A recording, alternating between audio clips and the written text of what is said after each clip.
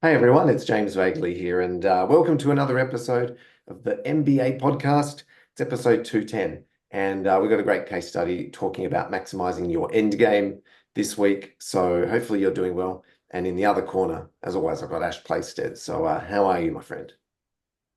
I always feel like, James, I should jump in and say, hey, it's Ash Playstead here. Because, hey, it's James Vagley here. Hey, it's Ash Playstead. Sorry, that's not an answer to your question, is it? I am great. How are you doing? I'm doing good. And yeah, what if we did switch things up out of nowhere? That'd be funny. Um, I'm good, thanks. Listeners, hopefully you're doing well too. So, as you hopefully know, this month we've been talking about drive growth, which is one of our key, it's one of the key nine areas of building a mortgage business out of our blueprint. It's one of the most important because it's to do with planning and looking at the numbers and actually, sitting behind the driver's wheel and actually driving the business and not just letting it happen. If you want to build something, you want to go somewhere, you've got to drive that growth. So the last few episodes, we've been talking about different models, profitability, whether you should get off the tools, merging with kind of big topics. And we've only really scratched the surface with some of those, but we wanted to at least bring them to the surface because they're often not uh, dealt with in the mortgage industry. And this week, with the case study, we're not going to talk about a particular case study necessarily, but we will draw on our personal experiences in multiple businesses that we've run and sold ourselves and a number of our clients, Ash. So let's talk about maximizing end game. It's kind of the point of business, right? Is to make money and build value and get to a particular outcome that we've defined. And if our listeners actually have been listening the last few weeks, or the last couple of hundred episodes, they'll know we're really big on making sure that we're doing things for a purpose. Like, what sort of life do you want? What sort of business do you want? Is that going to get you to that outcome as easy and fast as possible? So, we're not just plodding along.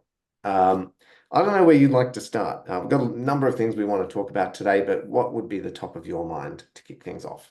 Let me start with this, right? I I think to give it a label, we are talking about this concept of exit planning, right? Which you can define a number of different ways, but exit planning is essentially thinking about what life looks like beyond your business, right? And the thing I want to say is maybe a new insight for our listeners is exit planning or maximizing your end game, title of this episode, is not something to think about when you get there. It's something to be working on now. This is the key message for me. And we can talk about the case study stuff and all of the successful outcomes are because of thinking about it now based on where you want to get to. Yes, things might change and you can pivot a little bit as you move towards it, but you've got to start with an idea of where you're going. So this is this exit planning mindset, and I want everyone to take this message away. Exit planning is not something you put off to some random date in the future. Exit planning is something you work on now because exit planning and value creation and growing a business are all the same thing. Like the things you do to prepare for exit, which are what? Improve profit, improve systems, improve retention, decentralize the business. All of these things, guess what? They're exactly the same things you do to drive growth. So doesn't it just make sense that you should be using exit planning as your growth strategy? Because they're the same things. Right? The only thing that's missing for most brokers is what does it look like when I get there, so that helps me work out the best way to get there. Mhm. Yeah, it's an interesting one. And while you're talking, I just thought of something, Ash, in that, uh, and we talk about this a lot. We talk about with the numbers, right? When we years back, we did the $100 million blueprint, listeners. It was like, well, how do we write $100 million? Well, let's reverse engineer it into a how many loans do we need to, or how many customers, how many meetings do we need to see every day or every week? And I think we think about it the same way, right? Like, well, we've got now and we've got an end game. Um, and instead of going now and just start doing stuff towards an unknown, just more and bigger is better and blah, blah, blah, that most brokers do, we go from now, we jump straight to the end and we go, well, what does that look like? What do I want? And then we reverse engineer it so we get the steps right and we don't Yeah. have superfluous steps. And it was kind of as easy as that. I thought, hang on, most brokers go A, B, C, D, E, F, G, H, I, J, like the alphabet. Mhm. What Mhm. we're saying is, well, go from A, that's where you are now. We'll start, everyone starts at A. Well, let's just go back straight to Z and work out what does it look like and what's the fastest way to get to Z. Well, in the alphabet, it's A, B, C, D, E, F, G. We know the way to get there. Mhm. But if you haven't defined Z to start with, most brokers are probably going A, B, D, F, H, M, G, and may never end up at Z. So, Yep. when we talk about maximizing the end game, well, I think we mentioned this last week or the week before, Ash, in that the amount of time spent thinking about what the end game is and what people want is virtually zero. Like, how many people can you count that have really defined and are super clear about what they want their life to be like, how much money it costs, and how do I build a business that makes me that as easy as possible? Like, no one's One thought. in 100, right? Oh, It's a very rare thing in all businesses, right? It's very, very rare for a business owner, family business, small business, any business to actually be able to answer that question. So it's not unusual that in a relatively new industry like mortgage broking, most of the participants in mortgage broking are really just reaching the stage of life now. I call us the baby boomer brokers, right? Who are in our 50s and maybe 60s that have been doing it for 20, 25 years ago. You know what? I better start thinking about my exit strategy. And it's like, if only someone was around 10 years ago to teach me this stuff so I could start preparing early. yeah, So, you're so right. And, it's not necessarily about fixating on a specific outcome. It's about having a map and a outcome that you want to get to. And that means, I guess, if I was to define it, that maximizing your end game is not an accident. I've never met a broker who's maximized their end game through luck or through happy coincidence. It's very, very rare. Maximizing your end game is very intentional, it's strategic, and it's methodology based, right? Which is this is the message that you're saying, James, and I just want to reiterate it is it has to start with a picture of what life looks like when I get to that point. And this is not just for baby boomers, I want to add, because it might be retirement that your exit is tied to, but it might be like some of our other clients that, you know what, I spent 5 years building an amazing business, sell it for a few million, then I'm going to go and do something completely different, right? They're the true entrepreneurs. I want to create a business, exit, make millions, go do something else. yeah, So exit strategy applies across the spectrum, not just for us baby boomers that want to go and play more golf and spend time with the grandkids, right? But you still got to work out, what does it look like? How do I spend my time? How do I generate an income to sustain the life I want to replace the income from the business that I won't have anymore? Got to yeah, work all that out and then work out how much money do I need to do that, earning that amount of income, and then go, well, right, here's where I am now. Here's what my business is worth now. Here's what it needs to be worth. Here's this big gap, right? yeah, And like most mortgage brokers, none of us have got too much in super. Put your hands up as a mortgage broker that's got $3 million in your super, yeah, right? Nobody, right? We all have our super is effectively our business value. Yes, we might have bought some investment properties. We've got the family home, but your business is where you're going to bridge the gap between where you are and where you need to be. So I hope that makes sense, James. Is that sort of to paint that picture a little bit more for people is what does it look like?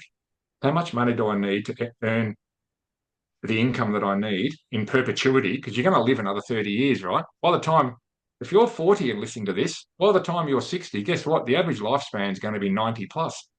So you need a fair bit of money invested at 4 or 5% to generate your 300, 400 grand a year that you need every year for the next 30 years, yeah, right? And I would argue it costs more to live in retirement than it does to cost to live when you're not retired because you're traveling, you're doing this, you're doing that. Anyway, I digress.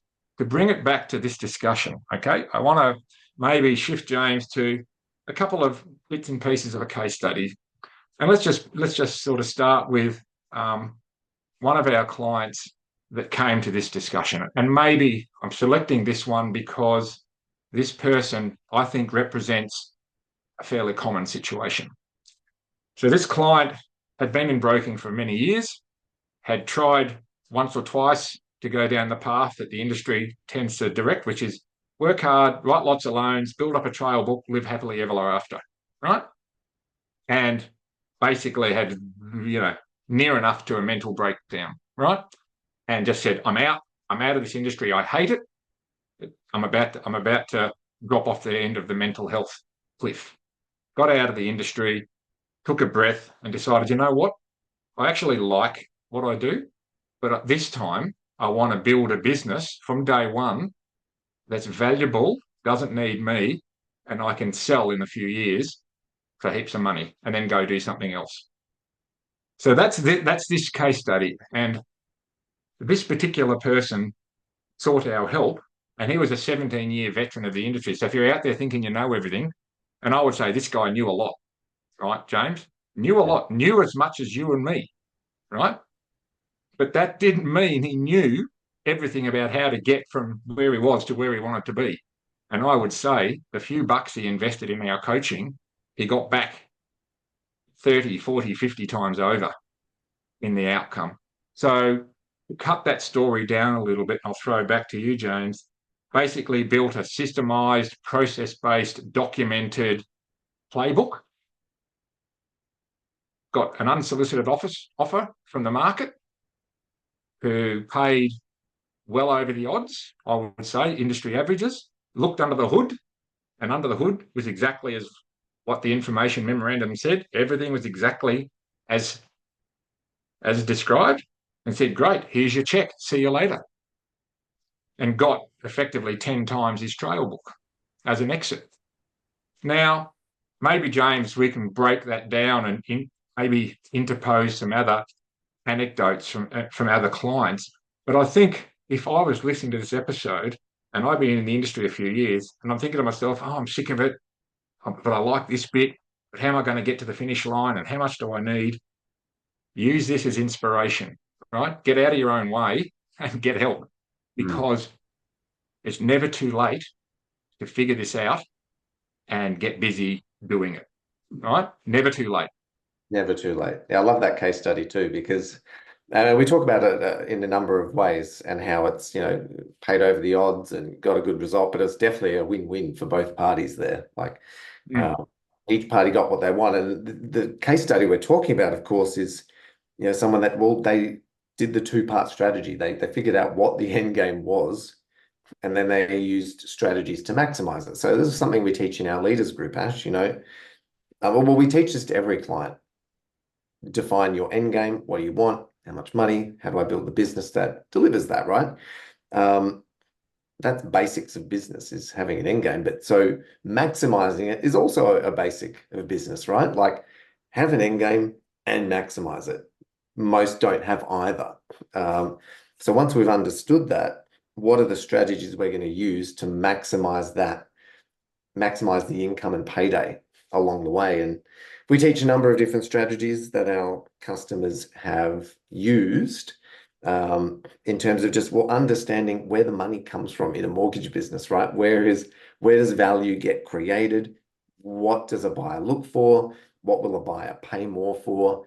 And most sort of business owners or brokers don't understand these concepts. Most just think, I'll get 3 times my trail. That's it. Like, it's a lot more complex than that if you want to maximize your end game.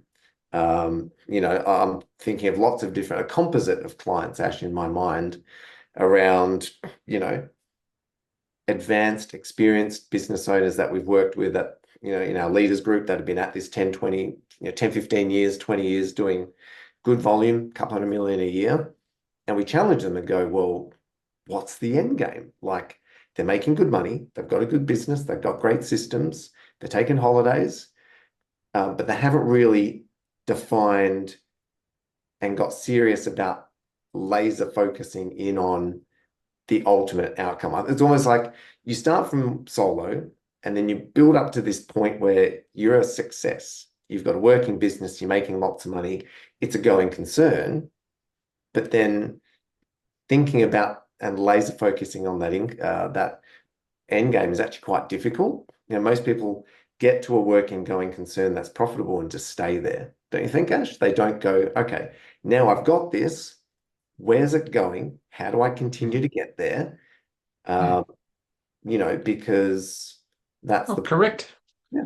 Oh, correct, James. And I want to extrapolate that to some really interesting data, right? So there's some small business reports, data collected by one of the big consultancy firms. It might have been PwC, one of those big companies, across a vast number of businesses, right? And here's some data that came out of it.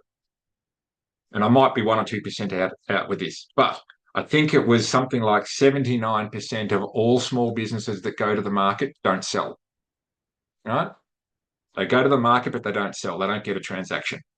And of those that do get a transaction, 80%, and this was survey results, 80%, or it might be 83 or 81, but let's call it 80% of all vendors of businesses regret selling within a year of selling the business.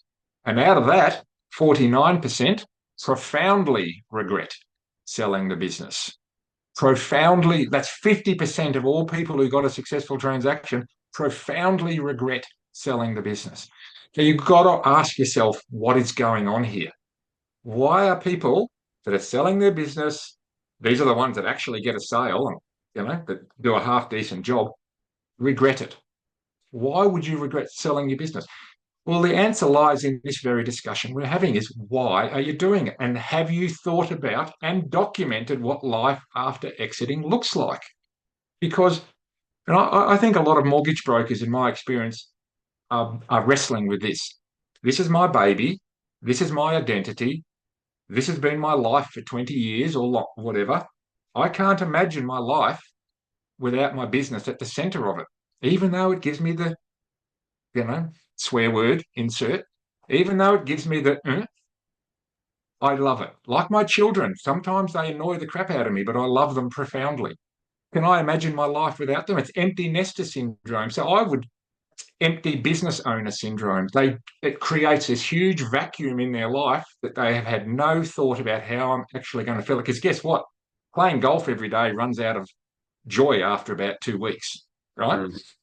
It really does, right? So I use this data, and this is real data. I bring it back to this discussion to say to our listeners is this is fundamental to a successful outcome is understanding what life looks like. Whether you're 20, 50, 60, think about it, work out what your personal and financial goals are, and then the business becomes the vehicle to achieve those outcomes. I love that you brought that up, by the way. Because when we thought about this topic of maximizing your end game, what do our listeners think? Oh, maximizing the dollar figure, right? How do I get the most for my hard work when I sell, or whatever the strategy is to leverage out, right? But you've taken it one step further. Like we're talking maximizing your end game. That doesn't just mean money in the bank account. It means what you're going to do next. Are you going to be happy and fulfilled with that dollar figure in your bank account? I think that's a really key consideration to not just, it's like we're thinking about maximizing the end and reverse engineering how to get there, but we're projecting beyond as well and going, when I get there, will that make me happy, so to speak? So I'm really glad you brought that up. One thing I wanted to bring up was just along the lines of our listeners, if you want to know how to maximize your end game, it's the same as marketing. When you want to attract a client, you have to understand that client inside and out. What's going on in their mind? What's going on in their day? What keeps them up at night? And when you understand them, you can talk to them and have a conversation and inspire them to come and work with you. So maximizing your end game in business, same thing, right?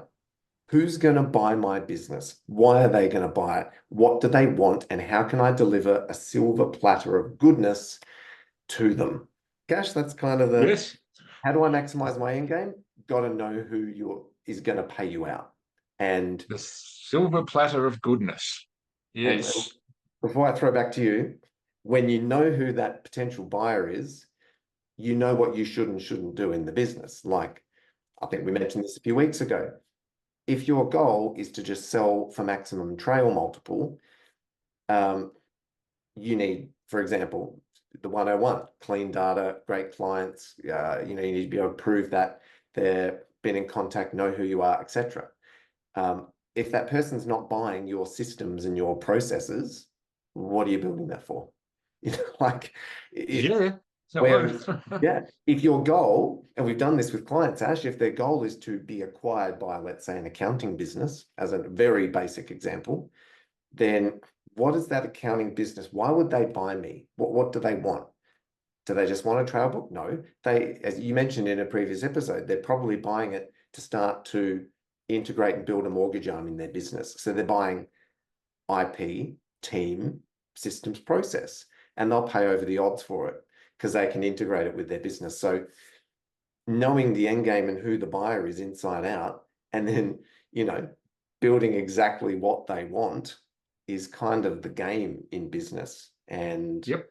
again, it doesn't get the attention it really deserves. And if you do think about it, you can actually get 2, 3, 4 times the amount of money as an exit that you would if you just wrote lots of lines and sold your trail book. So listeners, spend a few minutes, hours, days thinking about how to maximize your end game, because it can make a serious dollar difference to your bottom line at the end of the day.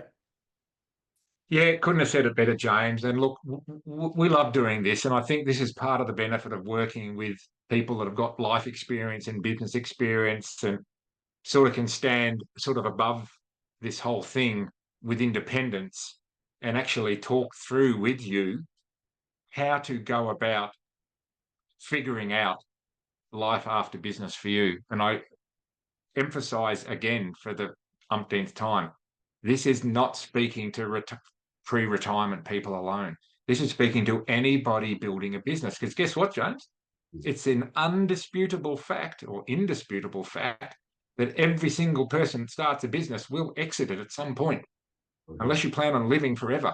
You will exit your business, whether it's in 1 year, 5 years, or 35 years, whether you sell it to your family, sell it to someone else, keep it, you will exit it. So you should always be thinking about what that looks like, whether you're 20, 50, or 70. I just want to make that point. Exit planning and maximizing your outcome is not something for pre-pensioners, right? Like me, right? Sorry, everyone.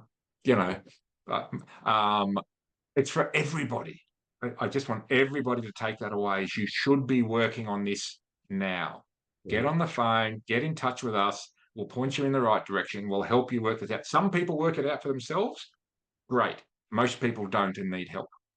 That's true. I just thought of a quick analogy. It's like when I was a mortgage broker, and this is 20 years ago, so we're going back to, when I was a mortgage broker working with property investors, and a lot of the people in these rooms that were coming to listen to the seminars about investing in property and wealth creation were baby boomers that had realized they don't have much super because it wasn't a thing when they were growing up, right?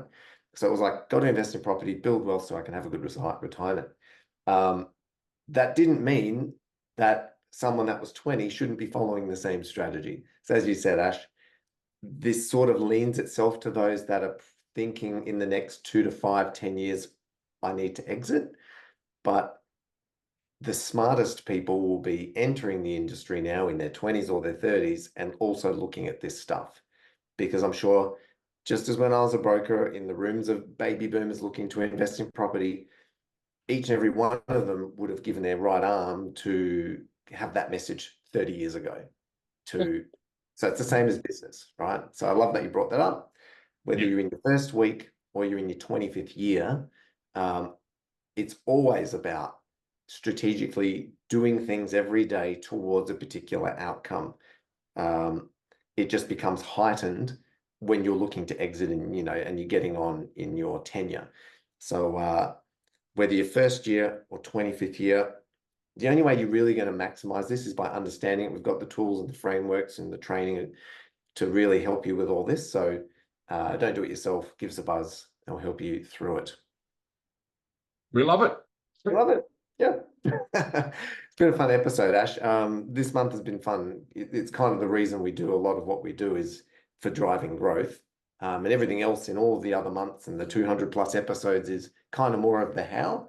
But I think what we've hopefully repeatedly rammed home over this last month is how important the end game and why you're doing something is so crucial to everything else that you do in a mortgage business. So hopefully this has been a good week and a good month for every of our listeners, and that they take some of this on board and give us a buzz. So it's been super fun.